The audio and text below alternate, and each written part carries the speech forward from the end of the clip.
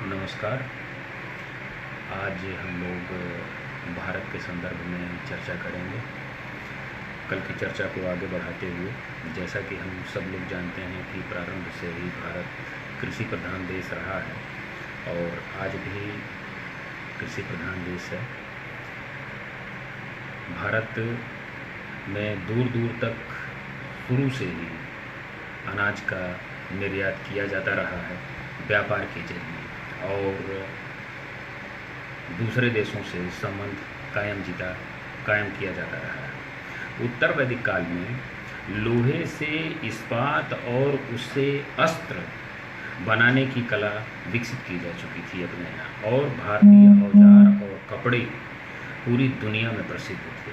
समकालीन यूनानी और हिंदू विद्वानों ने भारत को सोने की चिड़िया कहकर उल्लेख किया। पहले हमारा हिंदुस्तान जो था सोने की चिड़िया कहा जाता था। एशिया और यूरोप के जोड़ने वाले जो प्रमुख मार्ग भारत से होकर गुजरते थे, भारतीय सामुदायिक जीवन में व्यापार और यात्रा जैसी आम बात थी। इस काल में कारवां और सरायों की जगह जगह पर स्थापना की गई थी। छंदों और महाकाव्यों से हमको पता चलता है कि खेलकूद, अनुष्ठान और बलिदान, ये सारी चीज़ें बड़ी ही लोकप्रिय थी। महाभारत में इस प्रकार के उत्सवों, राजाओं की उपस्थिति और पेश किए गए नवरत्नों के रोचक उल्लेख हमको मिलते हैं। अर्थशास्त्र में व्यापारियों को दिए जाने वाले संरक्षण, भारतीय समाज में उनकी ऊंची हैसियत का जिक्र बार बार हमको शास्त्रों में मिलता है। सामान का बीमा, सुरक्षित यात्रा, मूल्य नियंत्रण, तौल माप और विनिमय के लिए सोना, चांदी, तांबा का विकास सुविकसित व्यापार का पता लगता है कि जिससे ये पता लगता है कि हमारे व्यापार की जो स्थिति थी वो बहुत ही उच्चतम कोटि की थी। शाही राजधानियाँ प्रमुख व्यापारिक औद्योगिक केंद्र थी। इनके सहयोग के लिए मजबूत ग्रामीण व्यवस्था और बस्तियां भी मौजूद थी। थल और जल दोनों मार्गों से व्यापार हुआ करते थे। सेनाओं के लिए बनाए गए मार्गों में व्यापारियों के आवागमन में तीव्रता आई। अब वे शीघ्रता से विलासी वस्तुओं और राजमहल तक पहुंचते थे। ब्राह्मण गांव विद्या के केंद्रों के रूप में विकसित हुए और वहां से बाहरी यात्री और विद्वान भी आने लगे। इसी समय बौद्ध संघों ने भी तीर्थ यात्रा की परंपरा स्थापित की। इसमें बौद्ध भिक्षु गांव-गांव और राज दरबार से राज दरबार घूम कर मध्यम मार्ग और इनके महत्व को लोगों को बताने में, जागृत करने लगे। ये भिक्षु यात्री विश्राम गृहों या सरायों या पंथागारों में ठहरते थे। भिक्षु व्यापारी आम जन मठों और विहारों के यात्रा करते थे। कई राजे महाराजे यूनान से फारस या मेसोपोटामिया होते हुए भारत पहुंचते थे, परंतु ऐसे यात्रियों का कम मिलता है। यूनानी ब्यौरों से पता चलता है कि भारत में रथों के चलने लायक मार्गों का निर्माण किया गया था। घोड़ा, हाथी, ऊंट परिवहन के आम साधन थे। सड़क के किनारे किनारे छायादार वृक्ष लगाए गए थे। कुआं, विश्रामालय, गृहों और सुरक्षा की व्यवस्था की जाती थी। अर्थशास्त्र में राज्य के लिए भ्रमण अधिसंरचना के महत्व पर बहुत ही ज़्यादा प्रकाश डाला गया है, जिससे स्पष्ट होता है कि भारत में सेना, व्यापारियों और नागरिकों के लिए यात्रा की पूर्ण सुविधा की व्यवस्था मौजूद थी। देश के भीतर जल मार्ग से यात्रा करने वाले यात्रियों को सुरक्षा और संरक्षा प्रदान की गई, जिससे कि व्यापारी अपना माल एक शहर से दूसरे शहर या एक देश से दूसरे देश आसानी से ले जा सकें। शहरों में बाजार लगते थे और देहातों और दूर दराज के इलाकों से ले आया गया सामान वहाँ के बाज़ारों में आसानी से बिकता था। प्रत्येक बाजार का अपना एक दिन निश्चित होता था और उसी दिन पर वहाँ पर सामानों की बिक्री की जाती थी। विदेशियों को नगर द्वार पर बने सरायों में ठहराया जाता था और वहाँ पर उनको हर प्रकार की सुविधाएं उपलब्ध कराई जाती थीं, जैसे कि आज होटल। इन यात्रियों के आवागमन पर कड़ी नज़र रखी जाती थी। एक इलाके से दूसरे इलाके में जाने के लिए इन्हें सुरक्षा की अनुमति पत्र प्राप्त करना पड़ता था, क्योंकि वो व्यक्ति उस गांव के लिए, उस देश के लिए अनजान होता था, उसका बिहेवियर अनजान होता था। जब जो है उस पर नज़र गुप्तचर रखते थे तो वो कहीं भी जाता था तो उसकी सारी हरकत का पता लगता था। उनके मनोरंजन के लिए उन्हें मदिरालय और नृत्य गृहों में जाने की छूट थी, परंतु निरीक्षक उनके व्यवहार पर कड़ी नज़र रखते थे। ऐसा नहीं है कि वो कहीं भी जाते थे, मदिरालय या नृत्यालय कहीं भी जाते थे कि उनको फ्री छूट दे दी जाए और जो मन में आए वो करते चले जाएं, ऐसा नहीं। जुआ खेलना वैध था, यह राज्य की आय का मुख्य स्रोत था। राजा महाराजाओं ने नौका विहार और पहाड़ों पर जाने की परंपरा की शुरुआत की, पर उनके साथ साथ दरबार से जुड़े लोग भी शहर के कोलाहल से दूर शांत इलाकों में ठंडे प्रदेशों में जाते थे, गर्म से ठंड इलाकों में जाते थे।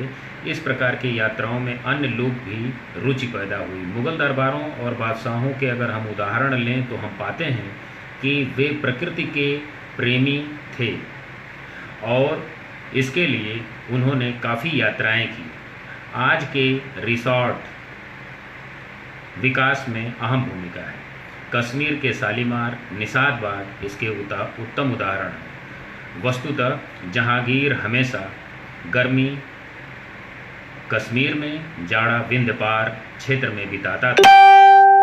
कोस मीनार, मील का पत्थर, बावली सराय और विस्तृत सड़कों, जल मार्गों का ऐसा ताना बाना बुना गया था कि कोई व्यक्ति भारत के एक कोने से दूसरे का कोने तक बहुत ही आसानी से जा सकता था।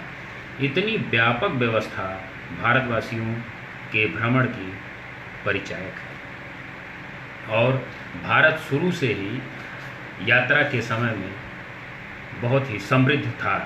रेशम मार्ग के बारे में चर्चा करेंगे कि रेशम मार्ग पूरब से पश्चिम को जोड़ने में रेशम मार्ग का अभूतपूर्व योगदान है। इसकी शुरुआत 2000 ईसा पूर्व में हुई और आधुनिकीकरण तथा प्राकृतिक कारणों से इसमें समय समय पर बदलाव होता रहा। रेशम मार्ग इस बात का प्रमाण है कि लोग बेझिझक एक देश से दूसरे देश पर यात्रा करते थे और किसी भी प्रकार की असुविधा और उसके मार्ग में बाधा नहीं उत्पन्न होती थी, क्योंकि व्यापार जो है बहुत ही अर्थव्यवस्था का एक प्रमुख आधार था और आज भी है। इसका कारण यह था कि यात्रा करने से लोग अज्ञान और अंधविश्वास दूर हुआ, क्योंकि पहले के ज़माने में बहुत ही ज़्यादा अंधविश्वास और डर भी था और अज्ञानता भी थी, रास्ते अनजान थे। लेकिन फिर भी जिन्होंने यात्रा की निश्चित तौर पर वो साहसी और विद्वान और बहादुर थे। यात्रा के संबंधी ब्यौरा दरबारों और राजाओं के द्वारा लिखे गए इतिहास, वृत्ति, अभिलेख और तीर्थ यात्रियों के ब्यौरे में रेशम का मार्ग का जो उल्लेख मिलता है वो बहुत ही अच्छा मिलता है। व्यापारी आपस में रेशम, मलमल, बढ़िया कांच, चाय, चावल, मसाले का आदान प्रदान करते थे। इसके साथ ही साथ उनके बीच विश्व के विभिन्न भागों में प्रचलित विचारों और उत्पादन तकनीकी की जानकारी का भी आदान प्रदान करते थे। ये तो बहुत ही सामान्य सी बात है कि जब दो लोग, दो विचार, विभिन्न विचारों के लोग, दो देशों के लोग जब एक दूसरे के साथ मिलते हैं तो एक दूसरे की ज्ञान का आदान प्रदान करते हैं, टेक्नोलॉजी का आदान प्रदान करते हैं, उनकी नई चीज़ों को लेते हैं और अपनी चीज़ों को देते हैं, केवल और केवल इसलिए कि सरलता और सुगमता बनी रहे और दोनों ही देश विकास के मार्ग पर अग्रसर हों। रास्ते में निश्चित पड़ावों पर रुक रुक कर की जाती थी। चूँकि आज की तरह रेलवेज़, वाटरवेज़, एयरवेज़ इतना ज़्यादा डेवलप्ड नहीं था जितना आज डेवलप किया गया। आज हम चाहें तो हवाई जहाज़ से पूरी दुनिया में कहीं भी जा सकते हैं। आज हम मंगल यान तक, मंगल ग्रह पर जाने के बारे में सोच रहे हैं और चले भी जाएंगे आने वाले समय में, लेकिन पहले ऐसा नहीं था। तो आदमी रुक रुक कर बैलगाड़ी से, रथ से, पैदल, नाव से रास्ते में जाता था और रुक रुक कर अपनी यात्राएं करता था। आमतौर पर शीतकाल में की जाने वाली यात्राएं भौगोलिक संरचना, वातावरण के देखते हुए की जाती थी। यह यात्रा काफ़ी कष्टप्रद भी होती थी। इसमें धन के नुकसान होने की बहुत ही ज़्यादा गुंजाइश थी, इसलिए क्योंकि व्यापारी या मनुष्य जो भी लोग अपने साथ जाते थे, निश्चित तौर पर वो अपने साथ भारी भरकम सामान लेकर, गठरी बनाकर लेकर जाते थे। रास्ते में लूट जाने का खतरा होता था, रास्ते में डाकू हुआ करते थे, और आज वो व्यवस्था नहीं है। आज तो हम केवल सशरीर जाएं और एटीएम के साथ पूरा बिजनेस कर सकते हैं। नदी के धारा के साथ साथ न चलने की स्थिति में तारों को देखकर दिशा का निर्धारण किया जाता था। रात्रि को जब चलते थे यात्री तो तारा देखकर निर्धारण करते थे। कितना कठिन युग रहा होगा, कितनी कठिन यात्रा रही होगी। निश्चित तौर पर यात्री भी बहुत ही साहसी रहे होंगे और व्यापारी भी बहुत ही हिम्मत का काम करते थे व्यापार करने के लिए।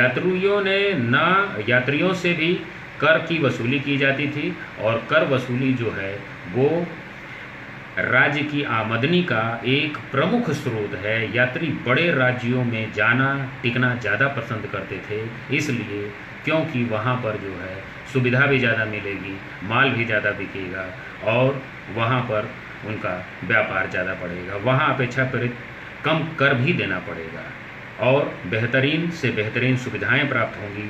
धनी व्यक्तियों को अपने घर, शहर या निवास स्थल पर लौटने के लिए प्रोत्साहित किया जाता रहा है, क्योंकि वे अपने साथ साथ अपार धन संपदा लेकर आते थे। और दूसरी सबसे बड़ी बात जो है, उनके धन और जन की सुरक्षा बहुत ही ज़्यादा रहती थी। धन और विचारों के अलावा पूर्व और पश्चिम के बीच नई नई टेक्नोलॉजी का आदान प्रदान हुआ। उदाहरण के लिए सिंचाई, पौधों, फूलों, छपाई, कागज, बारूद की जानकारी कई देशों में रेशम मार्गों के जरिए हुई।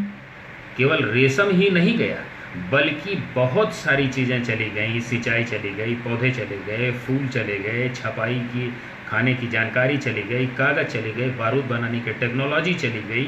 ये सारी चीज़ें कैसी चली गई? जब लोग रेशम मार्ग के माध्यम से आते थे और जाते थे और एक दूसरे से मिलते थे, तब वो सारी जानकारियों को लेकर धीरे धीरे उन्होंने विकास के मार्ग को अग्रसर किया। यात्रियों के अनुभव के आधार पर उनके सोचने, समझने और देखने के ढंग को अनुमान लगाया जा सकता है। उसमें नई नई जगहों, नए नए लोगों, नई नई संस्कृतियों को देखने और जानने की बहुत ही ज़्यादा उत्सुकता रहती थी। वे अपना ज्ञान बढ़ाना चाहते थे और दुनिया के नए नए रूपों से अवगत होना चाहते थे और लोगों को अवगत कराना भी चाहते थे। ऐसा लगता था कि उनके अंदर कहीं न कहीं एक ऐसा पर्यटक बैठा हुआ है जो लोगों को सब कुछ दृश्य करा देना चाहता है या दिखा देना चाहता है। साम्राज्यों के पतन होने के कारण व्यापार और वाणिज्य दोनों को बहुत ही आघात पहुंचा। लोगों का आना जाना भी कम हो गया। केवल तीर्थ यात्रियों और कारीगरों का ही आना जाना होता था। मध्यकाल के आते आते समुद्र के किनारे बने आराम गृहों, पहाड़ों, बस्तियों, स्वास्थ्य गृहों, जो कभी आनंद और मनोरंजन के केंद्र हुआ करते थे, हालांकि इन वर्षों में पर्यटन संबंधी विकास बड़ा ही जटिल और कम हो गया। प्रेरणाओं और आवश्यकताओं और संतुष्टि की जटिलता के कारण पर्यटन परिघटना और प्रथाओं और उनके संबंध के मिले जुले रूप में विकसित हुआ, न कि किसी विशेष और अनूठेपन के कारण। लोगों के एक जगह से दूसरी जगह के आने जाने और ठहरने के कारण इस प्रकार अंतर संबंधी गतिविधियों को बढ़ावा मिला। इन यात्राओं के दौरान यात्रियों के मन में सदा एक बात रहती थी कि उन्हें घर लौटना है और उनका यह ठहराव अस्थायी है। पर्यटन में तो निश्चित तौर पर जो ठहराव होता है किसी का भी, वो अस्थायी ही होता है और मन में ये हमेशा बना ही रहता है कि यहाँ से हमको अपने घर चलना ही चलना है। पर्यटन की अवधारणा से यह तत्व शामिल हो गया कि पर्यटन एक अस्थायी है। व्यापार, शिक्षा, मनोरंजन के लिए गंतव्य स्थल का चुनाव किया जाता था। यह भी पर्यटन का एक प्रमुख तत्व है। तीर्थ यात्रा अपनी विभिन्न इच्छाओं की पूर्ति के लिए मनुष्य एक स्थान से दूसरे स्थान पर यात्रा करता है और मनुष्य लगातार अपनी क्षमताओं का विकास करता है, परंतु उसे सामने कुछ ऐसी बाधाएं आ जाती हैं जिससे के समक्ष वह अपने को निरुपाय या निरुत्तर महसूस करने लगता है। मानवीय शास्त्र के प्रतीकों को लेकर धर्म सिद्धांतों के विकास तक में प्रकृति के नियमों से परे किसी असीम शक्ति या सत्ता से प्रार्थना की जाती रही है।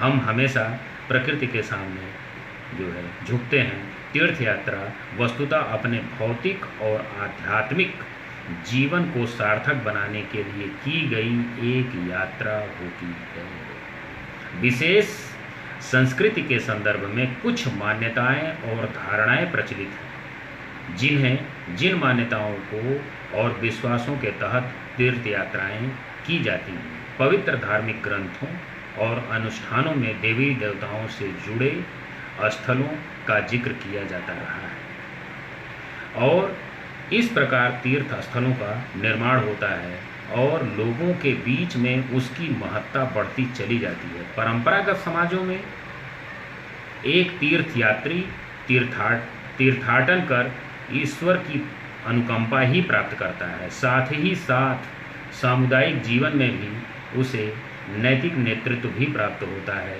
सभी धर्मों पर ये बात बड़ी ही आसानी के साथ लागू होती है कि वो अपनी परंपरागत प्रवृत्ति को लागू करते हुए वो धार्मिक पर्यटन को करता है और उससे नैतिक रूप से अपने आप को बलिष्ठ या जो है मजबूत महसूस करता है। पुराने ज़माने में प्रकृति की छटा के बीच गर्म झरने, नदियाँ, तालाब से घिरे देव स्थल तीर्थाटन के केंद्र होते थे। सभी धर्मों के संत महात्माओं के निवास स्थल और मृत्यु स्थल तीर्थ के केंद्र बना दिए जाते थे, जैसा आज भी है। तीर्थयात्री अपने धर्मों से जुड़े पवित्र स्थानों की यात्रा करते हैं। तीर्थ यात्रा कर गरीबी, युद्ध, बीमारी, अत्याचार और दुख जैसे भौतिक कारणों पर मनुष्य का बस तो नहीं चलता, परंतु मुक्ति पाने के लिए प्रयास अवश्य करता है। वो इन जगहों की यात्रा कर कर सोचता है कि अपने जीवन में हम यात्रा कर लेंगे तो हमें मुक्ति अवश्य मिलेगी। तीर्थ यात्रा हमेशा जत्थे में चलते थे, अर्थात समूह में चलते थे। तीर्थयात्री जब भी जाते हैं, चाहे हज पर जाएं, चाहे जो है अन्य जगह पर जाएं, तो समूह में ही लोग यात्रा करते हैं। समूह में यात्रा करने की कई लाभ हैं। लाभ ये है कि जब जो है लोग लंबी यात्राएं करते हैं तब जो है वो एक दूसरे के सपोर्ट करते हुए, एक दूसरे के सुख दुख को झेलते हुए अपनी लंबी से लंबी उबाऊ, थकाऊ, बोरिंग यात्रा को आसानी से वो पार कर ले जाते हैं और पुनः अपने घर को सकुशल वो लौट आते हैं और उन्हें कहीं भी पता नहीं चलता है कि रास्ते की तकलीफ़ क्या है। वो अपने मंजिल पर पहुंचकर आसानी से अपने लक्ष्य को प्राप्त कर लेते हैं। वे व्यापारियों के पास उपलब्ध सुविधाओं का भी उपयोग करते थे।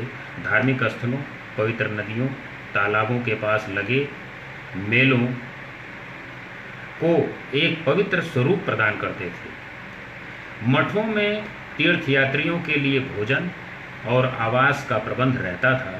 कई बार लोग श्रद्धा और भक्ति के कारण नहीं बल्कि नई नई जगहों की देखने की उत्कंठा, रोमांचक और यायावरी कारण तीर्थ यात्रा पर निकलते थे। आज भी हम लोग नई जगहों को जानने के उत्सुकता से ही, नई चीज़ों को देखने की उत्सुकता से ही हम लोग यात्रा करने निकलते थे। भूगोल और संसार की अनेक चीज़ों से तीर्थ यात्रियों के कारण बहुत सारी जानकारियाँ मिली, जैसे कि वे उत्साह और खोजी तो होते ही हैं, साथ साथ ज्ञानी और सुसंस्कृति भी होते हैं।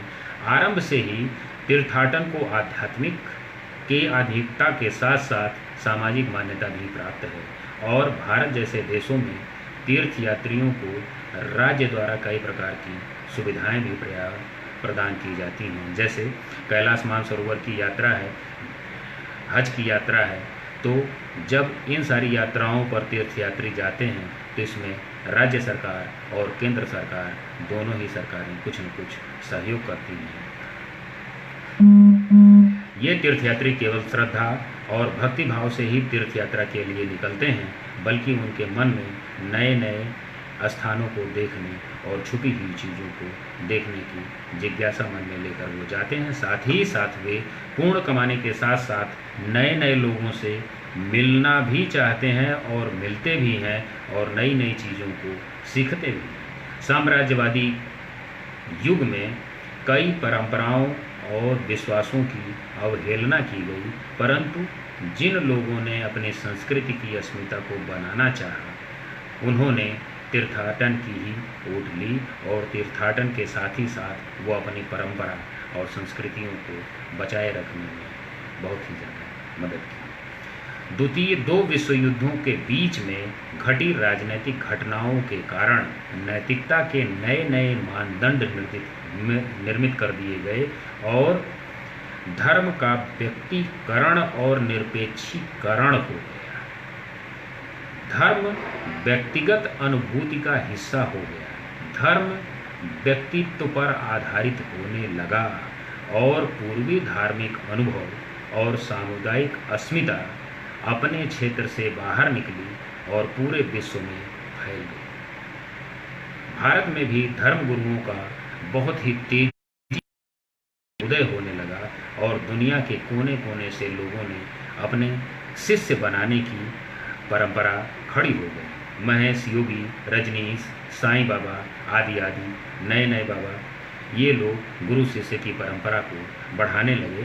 भक्ति और कीर्तन की परंपरा जैसे हरे कृष्ण आंदोलन आदि के साथ साथ ध्यान केंद्र, आकर्षण के बड़े बड़े केंद्र खुलने लगे। क्योंकि व्यक्तिवादी धर्म की परंपराएं बढ़ने लगी। इससे धर्म प्रचार का तो बढ़ावा मिला, परंतु इस बार इसकी दिशा पूर्व से पश्चिम की ओर थी। सामान्यतया जीवन से कटी पीढ़ी अपने जीवन का अर्थ खोजने के प्रयत्न में लग गई, लेकिन अगर हम देखें तो शायद वो भी प्राप्त नहीं कर पा रहे हैं। इसका कारण यह हुआ कि अपने घर से पूरब से आध्यात्मिक स्थल तक पहुंचने के लिए उनके पास कम पूंजी होती थी। आजकल के समाजशास्त्रियों ने तीर्थाटन का दायरा व्यापक कर दिया। इसमें गैर धार्मिक यात्राओं को भी सम्मिलित कर दिया। मसलन अपने आदर्श नायक, विचारक, फिल्मी नेता, अभिनेता के पास जाने, प्रकृति की गोद में अपने वतन को जानने, तीर्थाटन को सम्मिलित कर लिया गया। अपने जड़ों की खोज करना भी तीर्थाटन एक प्रकार का तीर्थाटन है। इससे प्रेरित होकर कई लोग अपने मूल स्थान की यात्रा करते हैं। जब तात्पर्य ये कि प्रत्येक व्यक्ति का उसका अपना मूल स्थान है, उसकी अपनी मूल है, गोत्र है, कुल है, खानदान है, तो वो अपना जब उसको कभी जीवन में पता लगता है कि हमारे पूर्वज यहाँ पर पैदा हुए थे, तो वो उस स्थल को देखने के लिए चला जाता है और वही उसका एक तीर्थस्थल हो जाता है और है भी। पूर्वज जहाँ से आए और जहाँ पर आज हम बसे हुए हैं, तो निश्चित तौर पर वो आकर्षण का केंद्र हमारे लिए हो जाता है। भारत जैसे देश में जहाँ पर्यटन लोगों के लिए आर्थिक हैसियत के बाहर की चीज़ है, तीर्थ यात्रा एक प्रमुख और जीवंत अनुभव है। व्यक्तिगत आमदनी के स्तर पर बढ़ाने के लिए बेहतर शिक्षा की वजह से लोगों की आस्था, लोगों का विश्वास में धर्म का प्रभाव कम हो रहा है। तीर्थ यात्रा में सुख और आनंद के लक्ष्य प्रमुख होते रहे हैं। इस प्रवृत्ति को मद्देनज़र रखते हुए मठ, मंदिर, पूजा और स्थलों पर विशेष ध्यान दिया जाने लगा है, जिसकी वजह से लगातार ये सारे आयोजन किए जा रहे हैं, उसमें लगातार वृद्धि हुई हो रही है, घट नहीं रहा है। इससे इन मंदिरों और पूजा स्थलों से जुड़े लोगों, न्यासों को काफ़ी फायदा होता रहा है। विभिन्न समाधि स्थलों, मज़ारों पर मेले लगते हैं। इन छोटे मोटे मेलों के अतिरिक्त उज्जैन, नासिक, इलाहाबाद जैसे महानगरों में कुंभ के मेले का आयोजन होता है और यहाँ पर लाखों से लेकर करोड़ों लोग तक इस मेले में बिना बुलाए सम्मिलित होते हैं। और प्राचीन काल में तो इन मेलों में उतनी व्यवस्था नहीं थी, लेकिन आज देखा जाए, आज के दौर में इन कुंभ मेलों में और महाकुंभ मेलों में ये पूरी टेक्नोलॉजी के साथ मेले डेवलप किए जाते हैं और पूरी बाज़ार, पूरी जो है हॉस्पिटल की व्यवस्था, पूरी टेक्नोलॉजी डेवलप की गई रहती है, जो हमें एक आधुनिक मेले के रूप में दिखाई देते हैं। अब चर्चा करेंगे ग्रैंड टूर की कि ग्रैंड टूर क्या है, शानदार टूर या शानदार यात्रा किसे कहते हैं। पुराने ज़माने में यूरोपीय समाज का अमीर और संभ्रांत वर्ग संस्कृति, शिक्षा और आनंद के ख्याल से पश्चिमी यूरोप के दौरों पर निकलता था और उसका पूरा चक्कर लगाकर आता था, जो उसके लिए ग्रैंड टूर का हिस्सा होता था। और यदि हम लोग देखें तो हम लोगों के लिए अगर ग्रैंड टूर माने तो जैसे 12 ज्योतिर्लिंग हो गए, अगर हम संकल्प कर लें कि हमको 12 ज्योतिर्लिंगों की यात्रा करके आनी है, तो निश्चित तौर से ये भी हमारे लिए एक ग्रैंड टूर का हिस्सा हो जाएगा। ये किसी ग्रैंड टूर से कम नहीं होगा, चारों धाम की यात्रा ग्रैंड टूर हो जाएगी। मामला ये है कि जो यात्रा हमको बहुत ही ज़्यादा सुखद अनुभूति प्राप्त करा दे, वही शानदार यात्रा, या ट्रैकिंग करने के लिए जाएं बर्फीले इलाकों में, तो वो भी हमारा ग्रैंड टूर कहलाएगा। और महान यात्रा जैसे हिमालय पर्वत पर चढ़ाई करना, ये भी एक ग्रैंड टूर है। लेकिन ये सारी यात्राएं सामान्य लोग नहीं कर पाएंगे, बहुत ही बहादुर लोग कर पाएंगे। यूरोप के पर्यटन इतिहास में इसका उल्लेख बार बार किया जाता है। अधिकांश आधुनिक अध्ययनों में भ्रमण की परंपरागत छवि को प्रस्तुत किया जाता है। उन्होंने इस तथ्य को नज़रअंदाज किया कि विशाल पैमाने पर यह पर्यटकों का पहला ऐसा प्रमाण है जिसके लिखित प्रमाण पर्यटकों के पत्रों, पत्रिकाओं, डायरियों के रूप में मौजूद है। इन स्रोतों से पता चलता है कि किसी खास सामाजिक और सांस्कृतिक माहौल में पर्यटकों का आवागमन व्यापक पैमाने पर बढ़ा है और प्रत्येक देश में शानदार और महान यात्रा का नज़रिया अलग अलग होता है। जैसा कि मैंने बताया, कोई ज़रूरी नहीं है कि यूरोप में ये है, फ्रांस में ये है, भारत में अलग हो सकता है। पूरी दुनिया में लोगों को जैसा लोगों की सोच हो, जो महान अपने आप को महान टूर बना दें, ग्रैंड टूर बना दें।